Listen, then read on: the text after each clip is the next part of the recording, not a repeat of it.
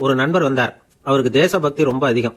தெய்வ பக்தியை விட தேசபக்தி தான் முக்கியம் அப்படின்னு அடிக்கடி சொல்லிட்டு இருப்பார். சொல்றது மாதிரியே நடக்கவும் செய்வார். உண்மையாவே தேசபக்தியோட உள்ளவங்களும் உண்டு, தேசபக்தி இருக்கிறதாக காட்டிக்கிறவங்களும் உண்டு அப்படின்னு நான் ஒரு நாள் சொன்னேன் அவர்கிட்ட. உடனே அவர் எனக்கு ஒரு கதை சொன்னார். போலந்து தேசத்து குட்டி கதையாது.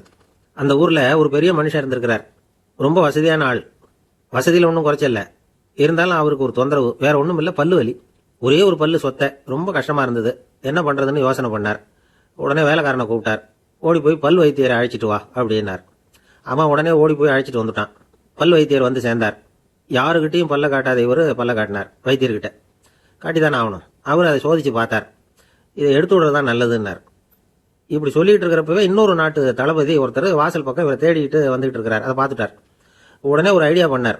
அந்த பல் வைத்தியரை பார்த்து, வைத்தியரே நீங்க கொஞ்ச நேரம் அடுத்த அறையில போய் பேசாம இருந்துங்க, நான் கூப்பிடும் பொழுது வரலாம், எடுக்க வேண்டிய பல்லு இதுதான், அதை நல்லா பாத்துங்க அப்படின்னு விட்டார்.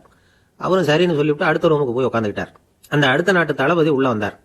அவரை கூப்பிட்டு உட்கார வச்சு பேசிட்டு இருந்தார் இவர். அப்ப இவர் சொன்னார், நீங்க உங்க நாட்டுல எல்லாம் எல்லாருக்கும் தேசபக்தி இருக்கிறதா காட்டிக்கிறீங்க, ஆனா உங்களை விட எங்களுக்கு தேசபக்தி ரொம்ப அதிகம், அதை இப்ப கூட என்னால நிரூபிக்க முடியும்னார்.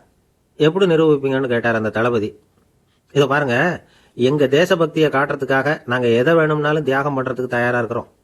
உங்களால செய்ய முடியாததை கூட நான் செஞ்சு காட்டுவேன் அப்படின்னார் இவர். அடடே அப்படியா, எங்க செஞ்சு காட்டுங்க பார்க்கலாம் அப்படின்னார் அந்த தளபதி. உடனே அவர் அந்த பல் வைத்தியரை அழைச்சிக்கிட்டு வர சொன்னார். பக்கத்து ரூம்ல இருந்து அவர் வந்து சேர்ந்தார்.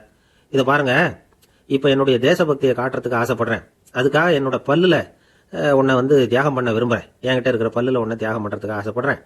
அதனால என் பல்லுல உன்னை புடுங்கி எடுத்துருங்க அப்படின்னார். பல் வைத்தியர் புரிஞ்சுக்கிட்டார். கரெக்டா அந்த சொத்த பல்ல புடுங்கி எடுத்துட்டார்.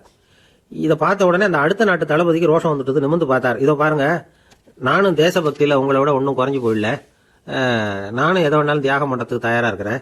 வைத்தியரை இங்க வாங்கன்னு வைத்தியரை கூப்பிட்டார். இதை பாருங்க, அவர் வந்து ஒரு பல்ல தானே தியாகம் பண்ணார், நான் எங்க நாட்டுக்காக 2 பல்ல தியாகம் பண்றதுக்கு தயாரா இருக்கிறேன், என்கிட்ட 2 பல்ல புடுங்கி எடுத்துருங்கன்னார்.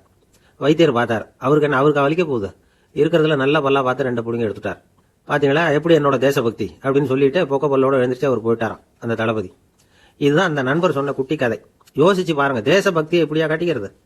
விளம்பரத்துக்காக காட்டப்படுகிற தேசபக்தி இப்படி வீணாதான் போகும். உண்மையான தேசபக்தி இருந்தாதான் சுதந்திரத்தினுடைய அருமையை நாம உணர முடியும். வெயிலின் அருமை நிழலில் தெரியுங்கிறது மாதிரி ஜனநாயகத்தின் அருமை சர்வாதிகாரத்துல தான் தெரியும். சர்வாதிகார நாட்டில் இருந்த ஒருத்தருக்கு பல்வலி வந்துட்டு தான். உடனே அவர் அங்கிருந்து புறப்பட்டு பக்கத்துல இருந்த ஒரு ஜனநாயக நாட்டுக்கு வந்துட்டார். வந்து ஒரு பல் டாக்டரை பார்த்தாராம். எனக்கு வைத்தியம் பண்ணுங்கன்னு கேட்டுக்கிட்டாராம். ஏங்க உங்க நாட்டுல பல் டாக்டர்கள் யாரும் இல்லையா, இதுக்காக அங்கிருந்து இவ்வளவு தூரம் வந்திருக்கீங்களே அப்படின்னு இவர் கேட்டிருக்காரு. அப்ப அவர் சொன்னாராம், எங்க நாட்டுல வந்து பல் டாக்டர்கள் நிறைய பேர் இருக்காங்க, இருந்தாலும் அங்க வந்து எங்க வாயை திறக்கிறதுக்கு அனுமதி இல்லை, அதனாலதான் இங்க வந்தேன் அப்படின்னாராம்.